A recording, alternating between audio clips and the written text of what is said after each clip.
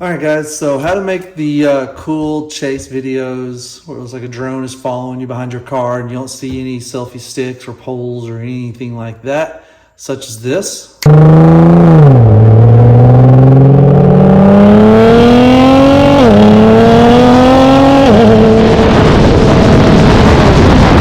What you would need is everything here.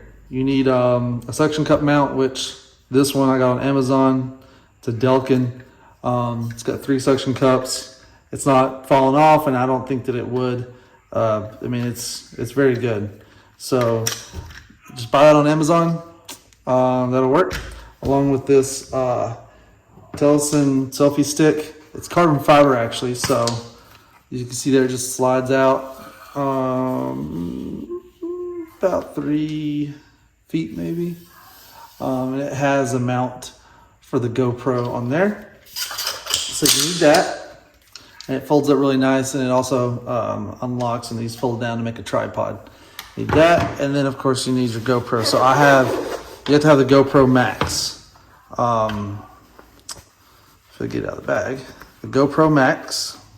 It's the 360 camera that GoPro sells. You could also use the Insta360 camera, but you'll need one of these.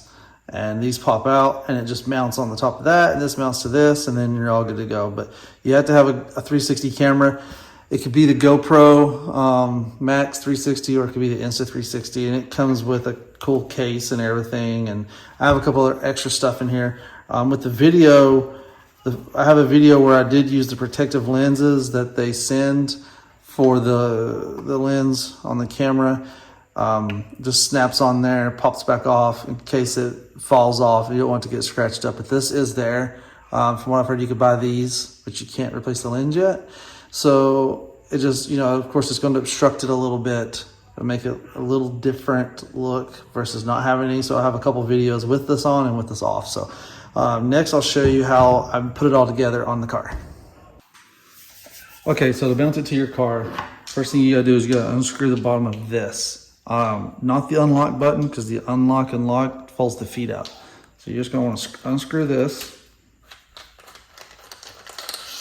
take that off, and then you screw it on the bottom of this right here, just like so. I found that this, even though you can tighten this down as much as you want, it's still going to move. So the best thing to do is to angle this thing towards the front of the car like this, so that it hits this, it goes back and it hits this, so it can't sag any.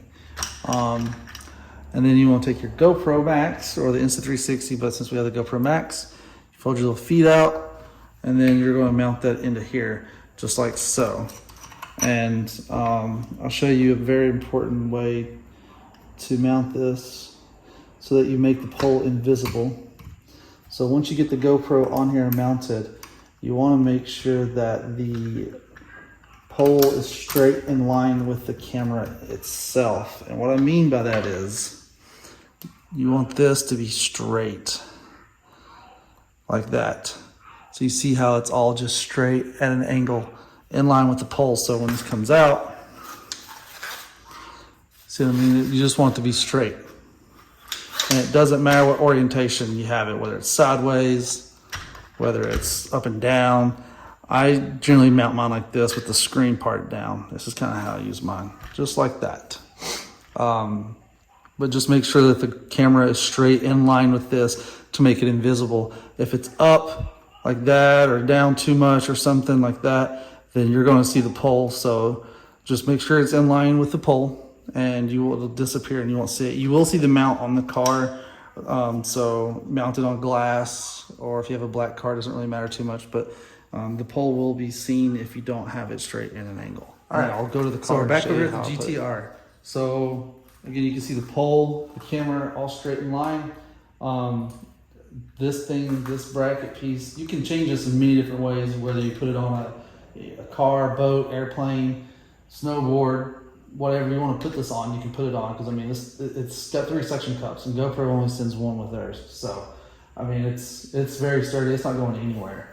So what I do is, again, face this forward so that when the pole comes back, you can actually lock it into the notch right here, That way it keeps it from sagging. I didn't do it the first time. It actually ended up sagging down and resting on my spoiler. But you mount it here, like so, or you can just mount it right here. So mine is set up to mount on the trunk, right here like this. So I bring it back with mine, and then you just push this down, pull it up, and do it with these two. And again, just make sure your camera is straight on with that pole, just like that.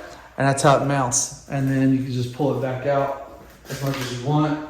You can turn it this way, however you want. But this is where I mounted it on my GTR. With my car being black, it kind of hides that for the most part. If you don't have a black car, you can mount it on your glass. I mean, it really doesn't matter if you're getting an awesome video. So yeah, I would just say to make sure that if you mount it on your paint, or really your glass too, just make sure that the area is clean. No pollen, no dirt like that, because you don't want anything underneath the suction cups and risk scratching your paint. So check out the videos. They're really cool. It's a good toy. It's fun to play with. It's awesome. So make sure you guys get that. Those cool shots, yo. Yeah. Just make sure it's in line. Boom.